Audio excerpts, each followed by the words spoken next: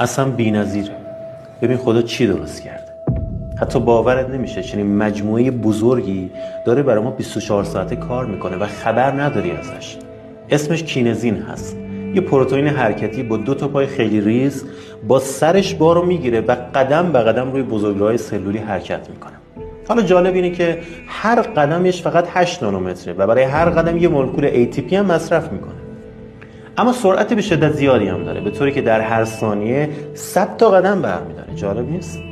چی کار میکنه؟ کارش چیه؟ تلاشش اینه که موادی رو به سلول ها برسونه که باعث تقویت و زنده موندن یک انسان میشه. مثلا پروتئین ها، اندامک ها و تمام مولکول های حیاتی که ما رو دارن زنده نگه میدارن، یک انسان رو زنده نگه میداره. همین کینزین داره میبره سمت سلول.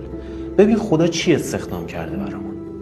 اما این پروتئین حرکتی مثل یک کارگر بیوقفه و شبانه روزی بدون هیچ گونه استراحتی داره همیشه توی بدن ما کار میکنه، فعالیت داره. حتی با وجود ویروس ها به کارشون ادامه میدن تا تو زنده بمونی.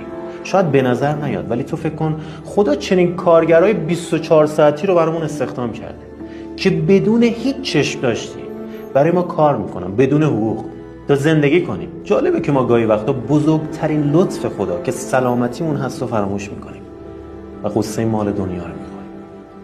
اینو بفرست برای هر کسی که قدر خودشو نمی‌دونه.